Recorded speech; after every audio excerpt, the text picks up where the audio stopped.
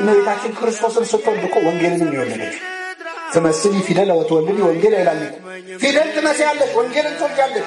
ለወንጌል መጽሐፍ ምክንያት ናት። የወንጌል ወሳኟ ገጸ ባህሪ እመቤታችን እሷ ነች። ወሳኟ ከፍጡራን መሃል ለአምላክ መምጣት እጅግ አስፈላጊ ነበር። እሷ መኖር ሰው በቅድስና ተጋድሎ እንደ መላእክት መሆን ይችላል፣ እንደ ሰማዕታት መሆን ይችላል፣ እንደ ጻድቃን መሆን ይችላል፣ እንደ ጊዮርጊስ መሆን ይችላል፣ እንደ አቡነ ተክለ ሃይማኖት መሆን ይችላል። ድንግል ማርያምን ግን መሆን አይችልም። አንዴ ነው የተወለደው ክርስቶስ። ለማንም ያልተሰጠ ሊሰጥና ይችላል። አምላክ ከመውለድ ምን ማለት ነው? ጸጋን የተመላሽ ሆይ ማለት ቅዱስ ጳውሎስ ስለ ጸጋ ሲናገር ምን ይላል? የጸጋ ስጦታ ልዩ ልዩ ነው፣ መንፈስ ቅዱስ ግን አንድ ነው ይላል። ለየሰው የሚሰጠው ጸጋ የተለያየ ነው።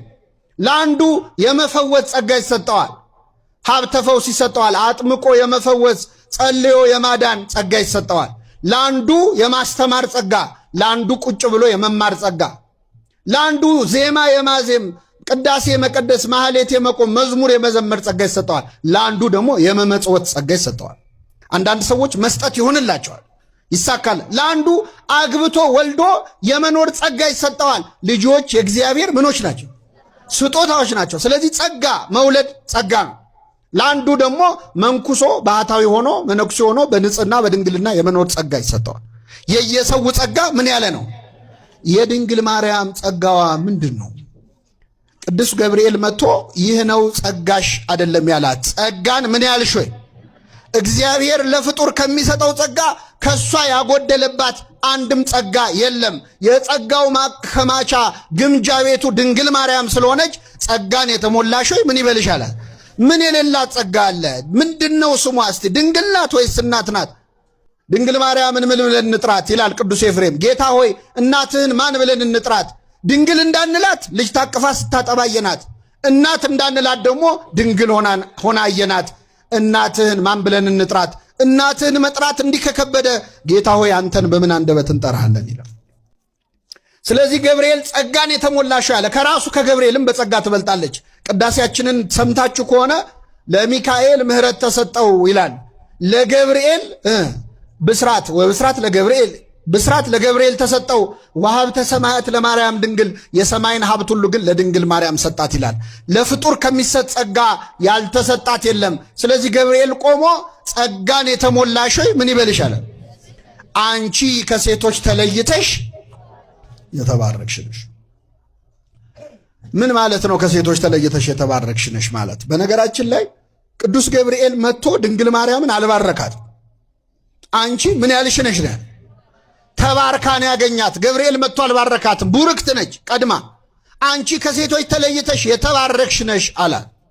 ይህንን ስትሰማ ምን አለች እመቤታችን? አሁን እኔ ብዙ ጊዜ ሰዎች የሚሳሳቱት ድንግል ማርያም የ15 ዓመት ልጅ መሆኗን አንድ ያስቡ ባካቸው። ስለ 15 ዓመት ልጅ ነው እያወራን ያለን። ገብርኤል መጥቶ ሲያመሰግናት ምን አለች? ይህ እንዴት ያለ ሰላምታ ነው ብላ አሰበች ይችላል። እስኪ በሉ ይህ እንዴት ያለ ማን ነው መጥቶ ያመሰግናት? አንዲት የ15 ዓመት ልጅ መልአክ ሲያመሰግናት እንዴት ያለ ምስጋና ነው አለች። እረ መልአኩን ተውት። አሁን በዚህ ዘመን ያለች አንዲት ወጣት አንድ ጎረምሳ መጥቶ ሲያመሰግናት ይህ እንዴት ያለ ምስጋና ነው ትላለች? ብዙ እህቶቻችን ገደል የምትገቡት በምስጋና አይደል እንዴ? አዎ። ድንግል ማርያም እኮ ገብቶ መጥቶ ያሞገሳት ጎረምሳ አይደለም። ድንግል ሆይ የሚያታልሉ ጎልማሶች ያረጋጉሽ አይደለሽም፣ የመላእክት አለቆች አመሰገኑሽ እንጂ ይላል። ገብርኤል ነው መጥቶ ያመሰገናት። ግን ምስጋና ስትሰማ ሕፃን ብትሆንም ልቧ ግን አዋቂ ስለሆነ መንፈሳዊት ስለሆነች እግዚአብሔር ከእርሷ ጋር ስለሆነ ይህ እንዴት ያለ ሰላምታ ነው አለች። እንዲህ ያለውን የምስጋና እጅ መንሻ እንደምን እቀበለዋለሁ አለች። አይገርማችሁ? ከበዳት። ሔዋን ብትሆን እኮ ደስታውን አትችለውም ነበር ይህን ምስጋና ስትሰማ። ድንግል ማርያም ግን ተጠነቀቀች። እንዴት ያለ ምስጋና ነው! አሁን እኛ ብንሆን እስቲ ልጠይቃችሁ መና የሆነ ሰው አሁን ሲያመሰግናችሁ ምን ትላላችሁ? የቡልቡላ ማርያም ምዕመና እንደው የተባረካችሁ ናችሁ ብላችሁ ምንድን ነው የምትሉት? ደስ አይላችሁ? ግን በሆዳችሁ አነሰ ትላላችሁ። ድንግል ሆይ የሚያታልሉ ጎልማሶች ያረጋጉሽ አይደለሽም፣ የመላእክት አለቆች አመሰገኑሽ እንጂ ይላል። አንዳንድ ሰዎች እናንተ ኦርቶዶክሶች የድንግል ማርያምን ክብሯን አብዝታችሁታ ይላሉ። ክብሯን ያበዛው ማን ነው? እኛ ልንቀንሰው ልንጨምረው እንችላለን? ፀሐይ ብንሞቃት ባንሞቃት ሙቀቷ ይቀንሳል? ድንግል ማርያም ብናከብራትም ባናከብራትም ማን አክብሯታል? ምእመናን እግዚአብሔር አክብሯታል። ክብር ምስጋና ይድረሳል። ወንድ ስለማላውቅ እንዴት ይሆናል አለችው። እውነት ልንገራችሁ ቅዱስ ገብርኤል መልሱንም አያውቀውም። እንዴት በድንግልና እንደምትወልድ አያውቀውም። ስለዚህ ምን አላት? መንፈስ ቅዱስ በአንቺ ላይ ይመጣል፣ የልዑል ኃይልም ያድርብሽ። የሥላሴ ሥራ ነው በአንቺ የሚሰራዋል። ጥያቄ በጣም ሲበዛባችሁ ለእግዚአብሔር ምንም የሚለው የለም ትላለ። ጸበሉ እንዴት ያድናል? እምነቱ እንዴት ያድናል? ሥጋው ደሙ እንዴት ይለወጣል? መስቀሉ እንዴት ኃይል አለው ሲሏችሁ ለእግዚአብሔር በሉ። ይህን ካላችሁ በኋላ ሰዎች ጥያቄ ከቀጠሉ እነዚህ ሰዎች በእግዚአብሔር ስለማያምኑ ጊዜያችሁ እንዳታጠፉ። ቅዱስ ዮሐንስ ዘደማስቆ ምን ይላል? ድንግል ማርያም ስትወልድ አላማጠችም፣ ምጥ አላየችም። ስትወልድ ያላማጠችውን ምጥ ግን ዓርብ ዕለት አምጣዋለች። ተጨንቃለች። እግዚአብሔር ባሪያው ስትሆን እናቱ አደረጋት። እሷ ደግሞ እናቱ ስትሆን ራሷን ባሪያ ብላ ጠራች። እንዛ አመቱ እሞረሰያ ይላል ቅዱስ ያሬድ። አባት ሆይ የዕለት እንጀራችንን ስጠን ለምንለው አምላክ እኮ የዕለት እንጀራውን የሰጠችው ድንግል ማርያም፣ ያጠባችው ያሳደገችው። ባለቀሰ ጊዜ በቤተልሔም ግርግም ውስጥ በግዘ ሕፃናት እንደ ሕፃናት እምባውን አፈሰሰ። ባለቀሰ ጊዜ እምባውን የጠረገችው ማነች?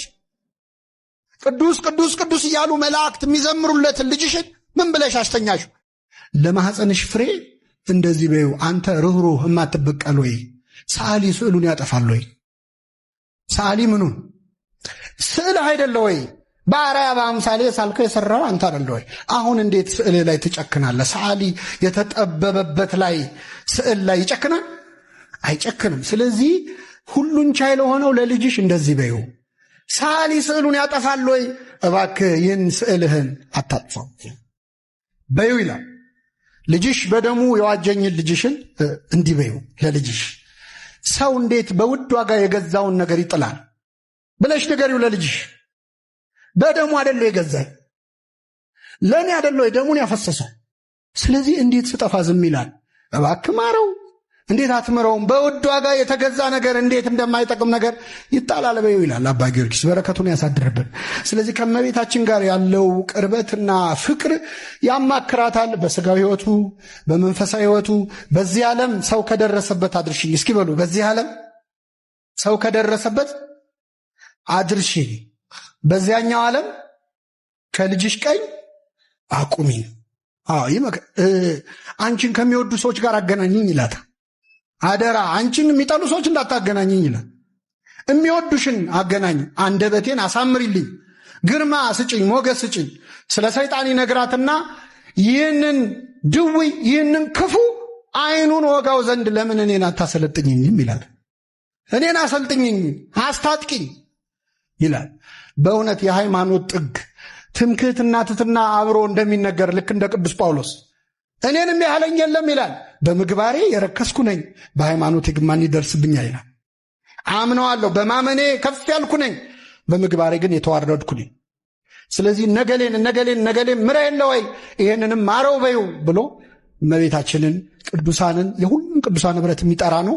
የጌታን ልደት እንዴት አድርጎ እንደ አከበረ እንደዘመረ አባ ጊዮርጊስ እዛ የተገኘ አብሮ ከሰብአ ሰገል ጋር የተገኘ ይመስላል። እችን አንብቤ ልውረድ። የአምላክ ልጅ ሰው የመሆኑን በዓል እናድርግ፣ የተሸከመችውን ማኅፀን እናመስግን፣ ላቀፉት ጉልበቶች እንስገድ፣ ላሳደጉት ጡቶች እንዘምር፣ የዳሰሱትን እጆች እናመስግን፣ ለሳሙት ከንፈሮች እናሸብሽብ፣ ከእረኞች ጋር ምስጋናን እናቅርብ፣ ከሰብአ ሰገል ጋር እጅ እንንሳ፣ እንደ ዮሴፍ እናድንቅ፣ እንደ ሶሎሜ እናገልግል፣ በተኛበት በረት እንስገድ፣ በተጠቀለለበት በረት እንንበርከክ።